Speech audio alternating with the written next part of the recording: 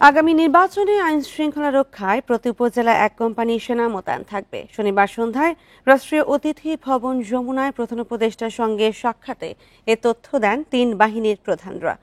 প্রধান উপদেষ্টার দপ্তর থেকে আরও জানানো হয়, ভোটে ৯০,০০০ সেনা, ২৫০০ নৌ ও ১৫০০ বিমান বাহিনীর সদস্য মোতায়েন থাকবে।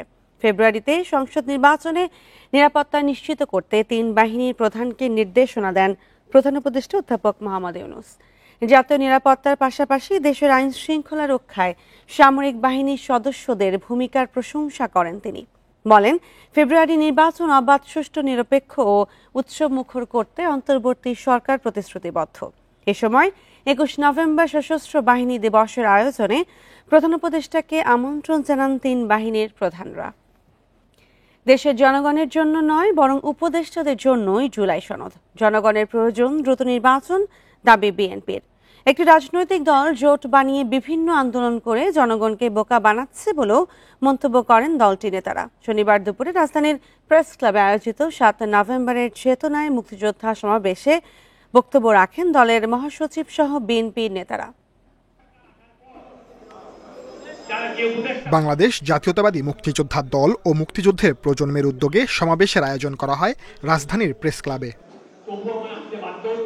সমাবেশে বক্তারা মুক্তিযুদ্ধের ইতিহাস তুলে ধরে বিএনপির নেতারা বলেন, ফ্যাসিস্ট সরকার আমলে প্রকৃত মুক্তিযোদ্ধারা বঞ্চিত হয়েছেন, স্বার্থান্বেষীরা সুবিধাভোগ করেছেন। বিএনপি ক্ষমতায় গেলে প্রকৃত মুক্তিযুদ্ধের মূল্যায়ন এবং মুক্তিযোদ্ধাদের সুযোগ সুবিধা বৃদ্ধি করবে বলে দাবি দলটির। এ সময় বিএনপি মহাসচিব বলেন, একটি রাজনৈতিক দল জোট বানিয়ে বিভিন্ন আন্দোলন করে জনগণকে বোকা বানাচ্ছে। পিআর হবে কিনা তা সিদ্ধান্ত নেবে পরবর্তী সরকার এবং নির্বাচনের আগে গণভোট একটি বাড়তি খরচ বলেও মন্তব্য করেন তিনি। একটি রাজনৈতিক দল তারা একটা জোট বানিয়ে আবার সেটা করছে, তারা বিভিন্নভাবে আপনার এই সরকারকে তারা বাধ্য করতে চায় যে তাদের কথাটাই শুনতে হবে। পিআর হবে কি হবে না ওটা আগামী পার্লামেন্ট সিদ্ধান্ত নেবে। এদিকে বিএনপির স্থায়ী কমিটির সদস্য হাফিজউদ্দিন আহমেদ বলেন, জুলাই সনদ এই দেশের জনগণের প্রয়োজন নাই, সরকারে আছেন এমন অনেকের এটি প্রয়োজন হতে পারে। জুলাই সনদ দেশের জনগণের প্রয়োজন নেই। জুলাই সনদ হয়তো কিছু কিছু ব্যক্তি যারা এখানে উপদেষ্টা হয়েছেন, যারা ভবিষ্যতে বাংলাদেশে বসবাস করতে গেলে অনেক প্রশ্নের সম্মুখীন হবেন, তাদের জন্য হয়তো এই জুলাই সনদের প্রয়োজন আছে।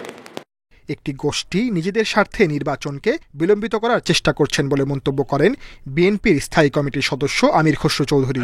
আরেকটি দলের অথবা দুইটি দলের অথবা তিনটি দলের মতামত জোর করে বাকি দলগুলোর উপর চাপিয়ে দেওয়ার একটা চেষ্টা চলছে। ঐক্যমত্যের বাইরে গিয়ে তাদের দাবি এখন আমাদের উপর চাপাতে চাচ্ছে, জনগণের উপর চাপাতে চাচ্ছে। দেশের স্বার্থে এখন দ্রুত নির্বাচন করা দরকার। ফেব্রুয়ারির মধ্যে নির্বাচন না হলে দেশ বড় সংকটে পড়তে পারে বলে মন্তব্য করেন বিএনপি নেতারা। Sajjad Hossain, independent News, Dhaka. নির্বাচন এলেই একটি দল ইসলামকে ব্যবহার করে জাতির মধ্যে বিভক্তি সৃষ্টি করতে চায় বলে মন্তব্য করেছেন বিএনপির স্থায়ী কমিটির সদস্য সালাউদ্দিন আহমেদ। শনিবার বিকেলে নারায়ণগঞ্জের কেন্দ্রীয় ঈদগাহ ময়দানে হেফাজত ইসলাম আয়োজিত মহাসম্মেলনে তিনি এ মন্তব্য করেন। এ সময় তিনি বলেন, যারা ইসলামকে ব্যবহার করে ফায়দা হাসিল করতে চায় তাদের কাছ থেকে সাবধান থাকতে হবে। যারা জাতির মধ্যে বিভক্তি তৈরি করতে চায়, মুসলিমদের বিভ্রান্ত করে ক্ষতি করতে চায়, তাদের কাছ থেকে দেশবাসীকে সতর্ক থাকার আহ্বান জানান। বিগত ফ্যাসিবাদী শেখ হাসিনার সরকার ইসলাম বিদ্বেষী ছিল উল্লেখ করে তাদের স্বার্থ হাসিল করতে তারা আলেমদের ওপর নির্যাতন করেছে বলেন তিনি। মহাসম্মেলনে হেফাজত ইসলাম ও বিএনপির নেতা কর্মীরা উপস্থিত ছিলেন।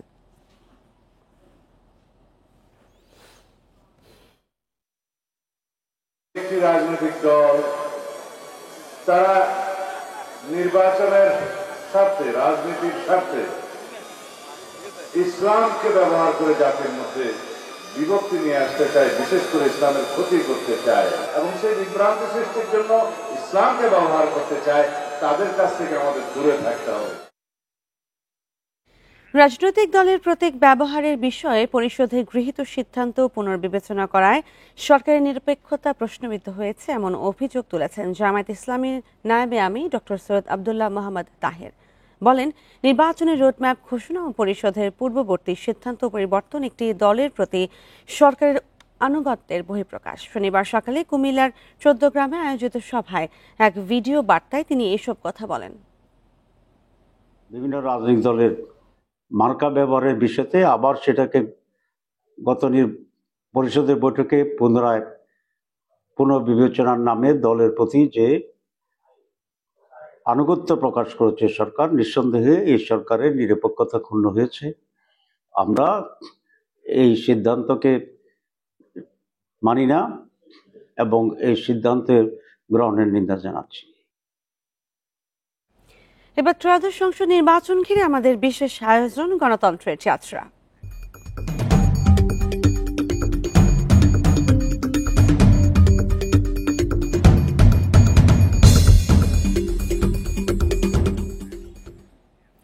জুলাই সনদে স্বাক্ষর না করলেও সব রাজনৈতিক দলকে গণভোটের সময় ও পদ্ধতি নিয়ে ঐক্যমত্য পৌঁছানোর আহ্বান জানিয়েছেন জুলাই অভ্যুত্থানের পটভূমিতে জন্ম নেয়া দল এনসিপি। অন্যদিকে নির্বাচনের আগে গণভোট নিয়ে পরস্পর বিরোধী অবস্থানে বিএনপি জামায়াত, ফলে গণভোট নিয়ে চ্যালেঞ্জের মুখে অন্তর্বর্তী সরকার।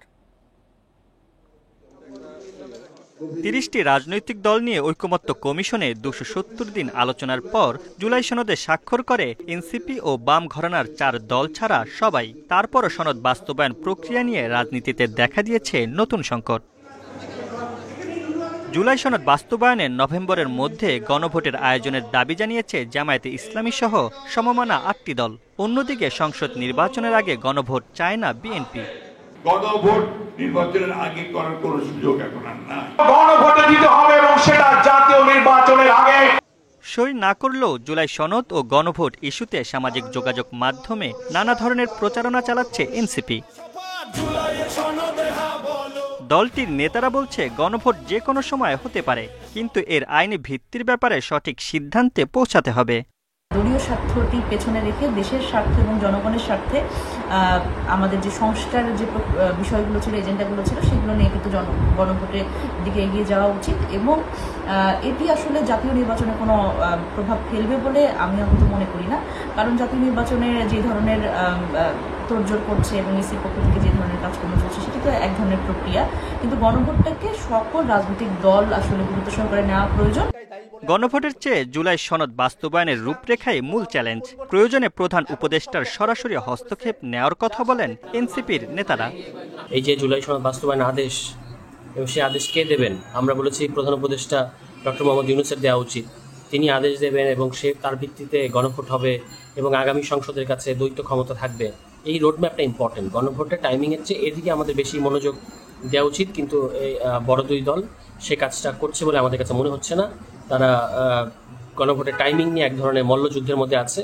তবে গণভোট আগে হলে ভালো হবে, কিন্তু আগে না হলে মহা সর্বনাশ হয়ে যায়, ব্যাপারটা সেরকম নয়। ইলেকশনের দিন একই সাথে হতে পারে। জাতীয় স্বার্থে সব দল ঐকমত্যে না আসলে অনৈক্যের কালো অধ্যায় হয়ে থাকবে জুলাই সনদ, বলছেন এনসিপির নেতারা। Mamunur Rahman, Independent News, Dhaka. BNP নেতাদের চাঁদাবাজির টাকা দিয়ে একটা গণভোট আয়োজন করা সম্ভব বলে মন্তব্য করেছেন এনসিপির মুখ্য সমন্বয়ক নাসির উদ্দিন পাটোয়ারি। শনিবার বিকেলে জুলাই সনদ বাস্তবায়নে তরুণ আলেমদের ভাবনা শীর্ষক গোলটেবিল বৈঠকে তিনি এই মন্তব্য করেন। এ সময় তিনি অভিযোগ করেন, জুলাই সনদ নিয়ে একটি বড় দল গুন্ডামি করছে। প্রধান উপদেষ্টার স্বাক্ষর ছাড়া জুলাই সনদ বাস্তবায়ন মানা হবে না বলেও হুঁশিয়ারি দেন পাটোয়ারি। জুলাই সনদ বাস্তবায়ন হলে দেশে ভারতীয় আগ্রাসনের খবর রচিত হবে বলেও মন্তব্য তার।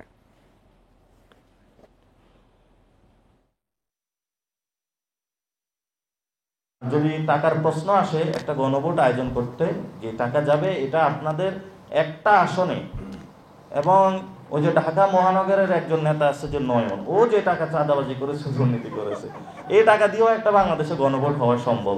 আমরা ওনাদেরকে এতদিন জমজমের পানি দিয়ে পরিষ্কার করতে চেষ্টা করেছি, এখন ওনাদের মাথাও ক্লিন হয় নাই, বডিও ক্লিন হয় নাই, কিছু নাই। এই জন্য আমরা মনে হয় এখন ওনাদেরকে বুড়িগঙ্গার পানি দিয়ে একটু পরিষ্কার করতে হবে।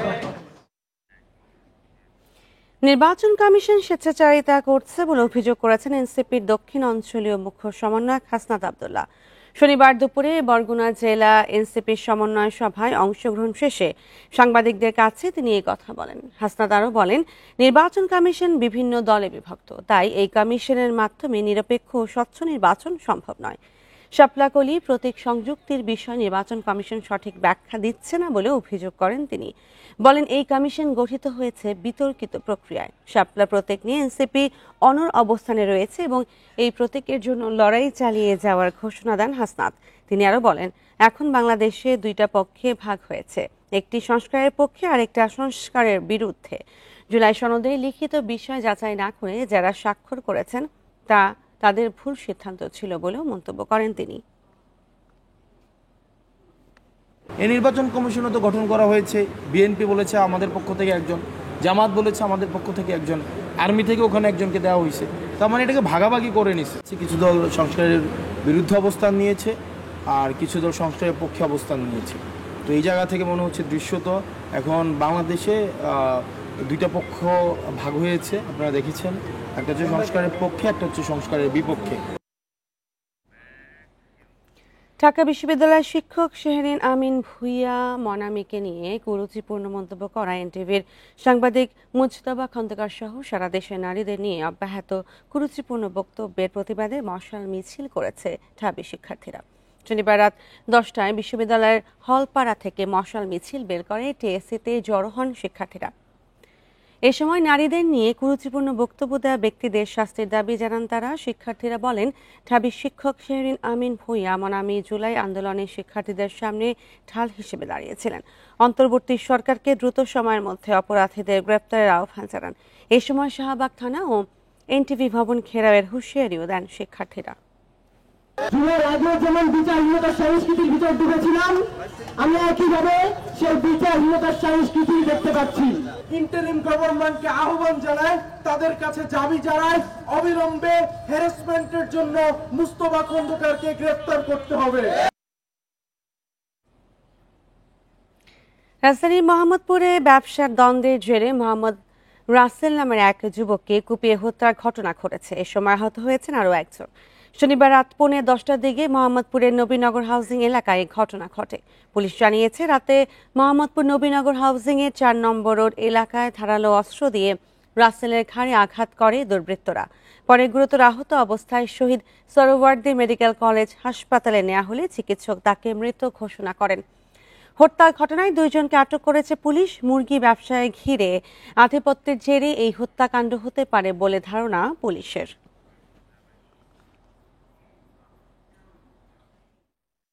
বিপ্লব এবং রাসেল গল্প করছিল দোকান শেষ করে, তো অতর্কিতভাবে 2টা মোটরসাইকেল এসে তাদেরকে কুপিয়ে আহত করে। একজনের পিছনে আঘাত লাগে, একদম মেইন যে রগ আছে রগটা কেটে যায়।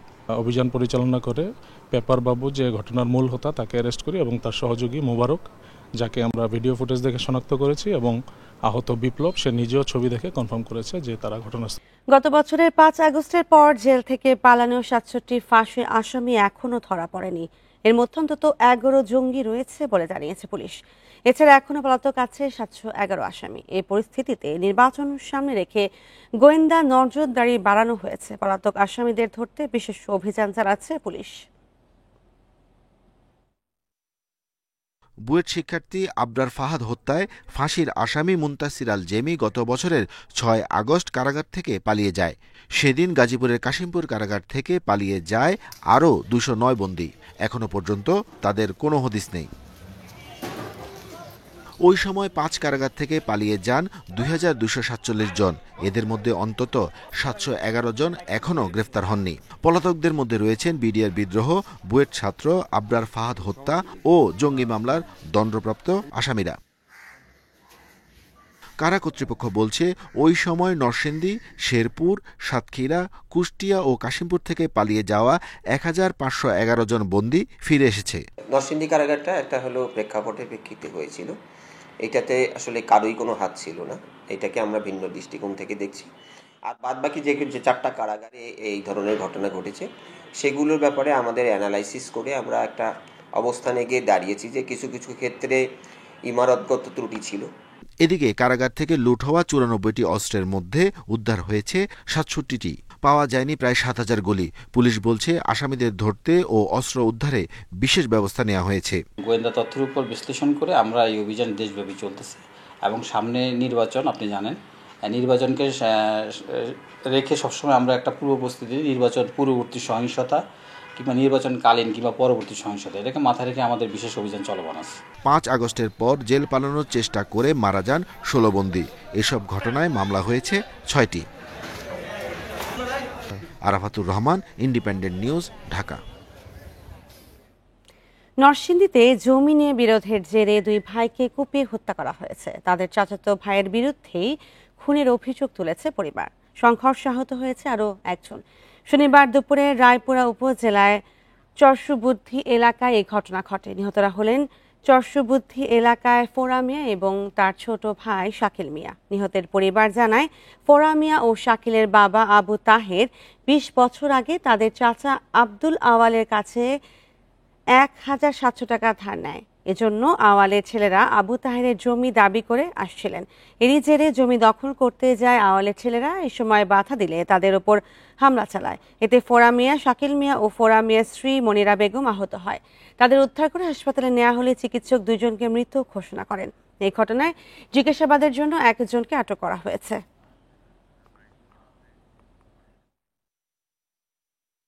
এরা বলে লুকান ঝাড় করে তো হারাও বার হইছে করে মারামারি হয়েছে। তাদেরকে আইনের আওতায় আনে, আইনে যা আছে তাদের বিচার চাই। এই ঘটনা আইনগত ব্যবস্থা আমরা নিচ্ছি। লিখিত অভিযোগ প্রাপ্তির সাপেক্ষে নিয়মিত মামলা রুজু হবে। আর এখন আমাদের প্রাথমিক তদন্ত চলছে। প্রাথমিক তদন্তে আমরা যাদেরকে পাচ্ছি তাদেরকে হেফাজতে নিয়ে জিজ্ঞাসাবাদ করব। পরবর্তীতে যদি সংশ্লিষ্টতা পাই নিয়মিত মামলায় তাদেরকে বিজ্ঞ আদালতে প্রেরণ করা হবে। সুনামগঞ্জের সীমান্তবর্তী পাহাড়ি গ্রামগুলোতে পর্যটকদের অবাধ বিচরণের সুপ্রিয় প্রাণীর তীব্র সংকট দেখা দিয়েছে, যা আদিবাসী সম্প্রদায়ের জন্য বড় এক সমস্যা হয়ে দাঁড়িয়েছে। পরিবারগুলোকে পানির চাহিদা মেটাতে ঝর্ণা বা ছড়ার উপর নির্ভর করতে হচ্ছে। এই বিষয়ে বিভিন্ন দপ্তরকে বারবার জানানো হলেও কোনো সুরাহা মিলছে না অভিযোগ গ্রামবাসীর। সীমান্তবর্তী তাহিরপুর উপজেলার আদিবাসী অধ্যুষিত 4টি গ্রামে গারো, হাজং, খাসিয়া সম্প্রদায়ের অন্তত 3 শতাধিক পরিবারের বসবাস, যাদের পানির প্রধান উৎস পাহাড় থেকে আসা বিভিন্ন ঝর্ণা ও ছড়া। তবে সম্প্রতি পর্যটকদের কারণে ঝর্ণার পানি ঠিকমতো ব্যবহার করতে পারছেন না তারা। পর্যটকদের সংখ্যা বৃদ্ধি এবং পানির উৎসগুলোতে অতিরিক্ত চাপই এই সংকটের অন্যতম প্রধান কারণ। এছাড়া পর্যটকরা বিনা অনুমতিতে ছবি তোলা ও ভিডিও করায় বিড়ম্বনায় পড়ছেন অনেক আদিবাসী নারী। কারণ আমরা গোসল করতে পারি না, গোসল করার সময় এরা আসে ভিডিও করে টিকটকে সারে, ফেসবুকে সারে, আমাদের অনেক সমস্যা হয়। আমরা তাদেরকে বলি যে নিচে যান আপনারা আমরা এখন গোসল করব, কাজ করব, তবু তারা মানে না আর কি, না বেহায় করে তারা চলে আসে। অনেক পর্যটকই এই অভিযোগ স্বীকার করছেন। সংরক্ষিত এসব এলাকায় আরও সচেতনতা অবলম্বনের পরামর্শ তাদের। তা তো সচেতন থাকার দরকারই, কারণ এখন তো পর্যটকরা ঘুরতে আসে, তারাও দেখতে চায়, তাদেরও তো কষ্ট কাজ করা। ওদের যেহেতু ব্যবহার হয়, আমরা অবশ্যই সচেতন থাকবো যে পানিটা যেন আমরা নষ্ট না করি। সীমান্তবর্তী এসব পাহাড়ি এলাকায় পর্যটকদের চলাচল নিয়ন্ত্রণ এবং সুপেয় পানির ব্যবস্থার স্থায়ী সমাধান চান এই আদিবাসী নেতা। আমি আশা করি প্রশাসন যদি এটা পুনর্বাসন করেন, তাদের জন্য সুব্যবস্থা, পানির সুব্যবস্থা এবং এখানে শৌচাগারের সুব্যবস্থা, গোসলখানার সুব্যবস্থা করলে আশা করি এই এলাকার মানুষরা শান্তিতে থাকবে। পর্যটকদের সচেতন করার পাশাপাশি পানি সংকট সমাধানে উদ্যোগ গ্রহণের কথা বলছে প্রশাসন। দ্রুত যেন তারা বিশুদ্ধ খাবার পানি পায়, সেই বিষয়টার জন্য আমাদের সরকারের পক্ষ থেকে যে সাবমার্সিবল টিউবওয়েল আছে ওইগুলো বসানোর চেষ্টা করবে, একাধিক লাগবে আশা করি। আর যারা পর্যটক আছে তাদের প্রতিও আমরা পর্যায়ক্রমে কিছু নির্দেশনা দিব। সীমান্তবর্তী এলাকায় পর্যটকদের চলাচল ও পানির সমস্যা নিরসনে সরকার প্রয়োজনীয় পদক্ষেপ গ্রহণ করবে, এমনটাই প্রত্যাশা এলাকাবাসীর। Independent news. আর এই নিয়ে আরো জানাতে সুনামগঞ্জ থেকে যুক্ত হচ্ছেন সহকর্মী জাকির হোসেন। জাকির হোসেন, সুপ্রিয় পানির সংকট সমাধানে অনেক অভিযোগের পরও কোনো সুরাহা মিলছে না, এই বিষয়ে আসলে কর্তৃপক্ষ কি বলছে?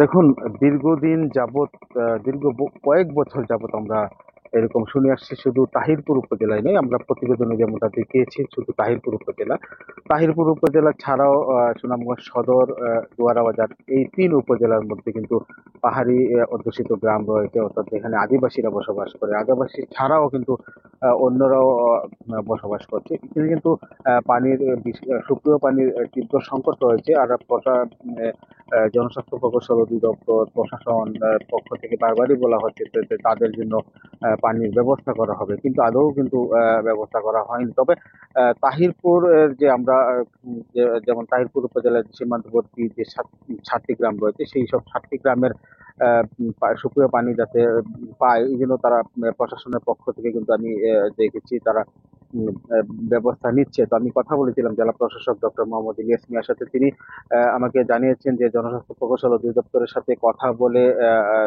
যাতে পাহাড়ি যে মানুষগুলা রয়েছে তারা যেন সুপ্রিয় পানি পায়।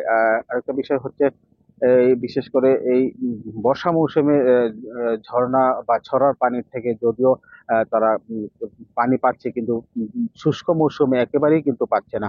আর এই বর্ষা মৌসুমে আরেকটি বড় সমস্যা হচ্ছে, সেটা হচ্ছে যে ঝর্ণাগুলো যে পানি আসছে, যেহেতু এটা একটা সৌন্দর্য দেখতে, এখানে কিন্তু পর্যটকরা অবাধে গমন করছে। এতে করে আদিবাসী যে নারীরা রয়েছে, বিশেষ করে স্কুল কলেজ যে শিক্ষার্থীরা রয়েছে, তারা কিন্তু সকালে তারা তাদের দৈনন্দিন যে কাজ সেগুলো করার জন্য এই যে ঝর্ণার মধ্যে আসতে হয়। এতে করে এখানে কিন্তু পর্যটকদের কিন্তু বাধা দেওয়ারও কোনো নিয়ম নেই, কারণ যেহেতু এটা একটা উন্মুক্ত একটি জায়গা। তো তারা চাইলেও কিন্তু আসলে পর্যটকদের বাধা দিতে পারছে না। তবে যাতে পর্যটকরা এখানে অবাধে গমন না করতে পারে, এই জন্য আমরা দেখেছি উপজেলা প্রশাসন অর্থাৎ তাহিরপুর উপজেলা প্রশাসনের পক্ষ থেকে একটি পর্যটকদের জন্য একটি সুনির্দিষ্ট একটি সময় বেঁধে দেওয়া হয়েছে, যেখানে সব সময় যেন না যেতে পারে, যেহেতু এখানে বৃহৎ একটা জনগোষ্ঠী এখানে এই পানিটা ব্যবহার করছে। পর্যটকরা কিন্তু এখানে যত্রতত্রভাবে ব্যবহার করার ফলে এই পানিটা কিন্তু নষ্ট হয়ে যাচ্ছে, যা ব্যবহারের অনুপযোগী হয়ে পড়ছে।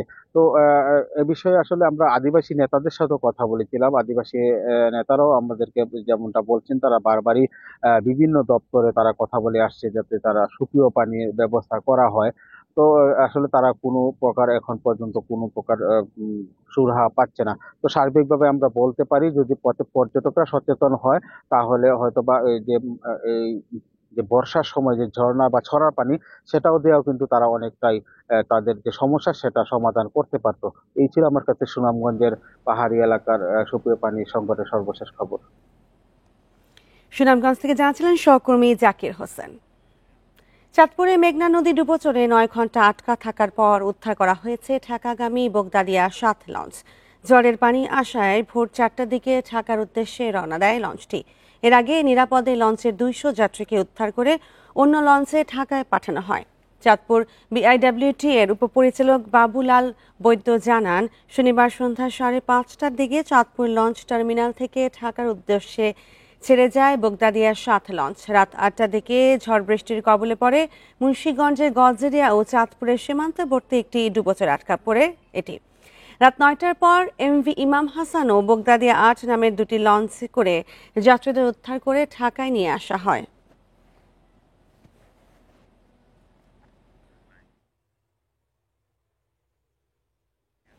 মাদারীপুরের শিবচরে প্রবল বৃষ্টিতে নিয়ন্ত্রণ হারিয়ে চাকুরা পরিবহনের একটি বাস উল্টে অন্তত 15 যাত্রী আহত হয়েছেন। এ সময় সড়কে বন্ধ হয়ে যায় যান চলাচল। শনিবার সন্ধ্যায় শিবচরে ঢাকা ভাঙা এক্সপ্রেসওয়েতে এই দুর্ঘটনা ঘটে। হাইওয়ে পুলিশ জানায়, সন্ধ্যায় ঢাকা থেকে যাত্রীবাহী চাকুরা পরিবহনের একটি বাস বরিশালের উদ্দেশ্যে ছেড়ে আসে। প্রবল বৃষ্টিতে ঢাকা ভাঙা এক্সপ্রেসওয়ের শিবচরে বাসটি নিয়ন্ত্রণ হারিয়ে মহাসড়কের ওপর উল্টে যায়। এতে বাসে থাকা 15 যাত্রী আহত হয়। খবর পেয়ে পুলিশ ও সেতু কর্তৃপক্ষ ঘটনাস্থলে পৌঁছে স্থানীয়দের সহযোগিতায় আহতদের উদ্ধার করে বিভিন্ন হাসপাতালে ভর্তি করে। এ সময় এক্সপ্রেসওয়েতে যানবাহন চলাচল বন্ধ হয়ে যাওয়ায় ভোগান্তিতে পড়েন যাত্রী ও চালকরা। 1 ঘন্টা পর রেকারের সাহায্যে দুর্ঘটনা কবলিত বাসটি উদ্ধারের পর মহাসড়কে যান চলাচল স্বাভাবিক হয়েছে জানায় হাইওয়ে পুলিশ। তারপর বামে গেছে গিয়া বামে বাড়ি খেয়ে পরে গাড়িটা পোল্ট্রি খেয়েছে। বাসে দেখি ভিড়ে মাইরা 2টা পোল্ট্রি খাইয়া পোল্ট্রি খেয়ে আমরা যাই ওদিকে যাত্রী উদ্ধার করে হসপিটাল পাঠাইলাম। ড্রাইভারকে আমরা বারবার বলেছিলাম যে একটু স্লোলি চালানোর জন্য, বাট উনি এটা করে নাই, উনি খুব স্পিডে টানছিল, তো হঠাৎ করেই হচ্ছে স্লিপ করে উনি ব্যালেন্স হারায় ফেলে। নারায়ণগঞ্জে শীতলক্ষ্যা নদীর ওপর নির্মাণ করা হচ্ছে দেশের বৃহত্তম কেবল স্টেট ব্রিজ কদম রসুল সেতু। এরই মধ্যে 19টি পিলারের মাটি পরীক্ষার কাজ শেষ। সেতুটি নির্মাণ হলে মানুষের যোগাযোগ ব্যবস্থার উন্নতির পাশাপাশি ব্যবসা বাণিজ্য ও অর্থনৈতিক উন্নয়ন হবে। নির্ধারিত সময়ের মধ্যেই সেতু নির্মাণ করার কথা জানিয়েছে এলজিইডি। 2018 সালের 9 অক্টোবর একনেক সভায় চূড়ান্ত অনুমোদন পায় কদম রসুল সেতুটি।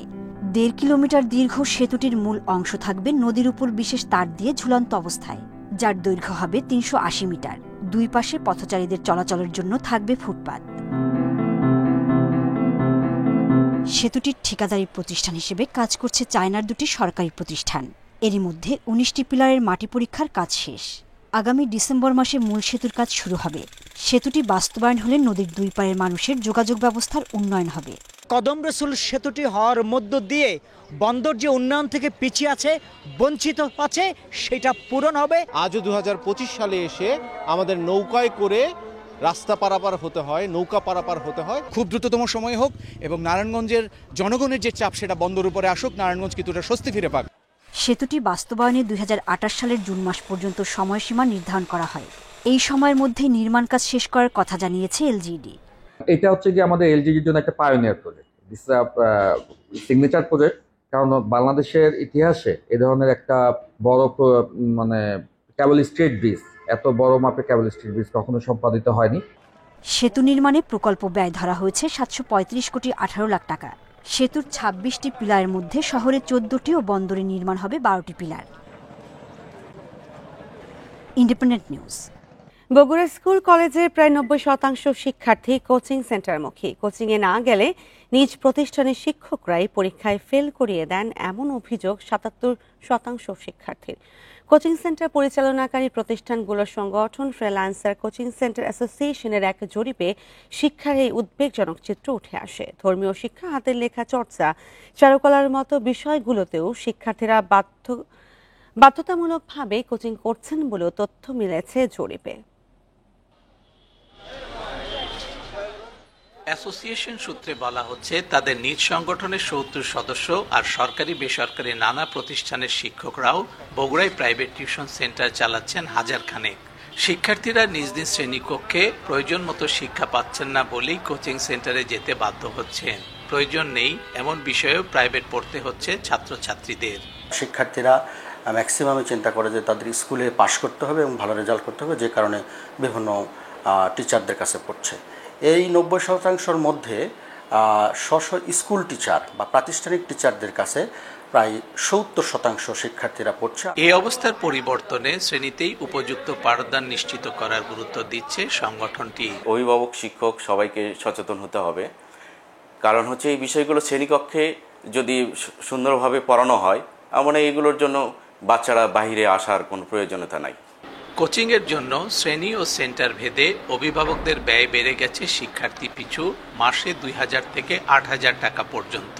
সমাজ, বিজিএস, তারপরে আরও অনেক কয়েকটা আছে, ধর্ম, বাংলা, এগুলো সাবজেক্ট দেখা যায় যে এগুলোর জন্য আমাদেরকে মান্থলি 4-5 হাজার টাকা বাড়তি খরচ করতে হয়। শহরের জলেশ্বরীতলা, কামারগাড়ি, উপশহর, কালীতলা আর কলেজ বটতলা এলাকায় কোচিং সেন্টারের অস্তিত্ব সবচেয়ে বেশি। আমরা পদক্ষেপ নিতেছি। আমরা প্রত্যেক প্রতিষ্ঠানে জানাচ্ছি যে সরকারি যে ছুটির দিন, বিশেষ করে শুক্রবার দিন কোনো কোচিং হবে না। তারা সেদিন তারা বিনোদন করবে, ঘুরে ফিরে বেড়াবে, তারা খেলাধুলা করবে। ক্লাস চালানোর সময় কোনো কোচিং চলবে না, কোনো শিক্ষক পড়াতে পারবে না।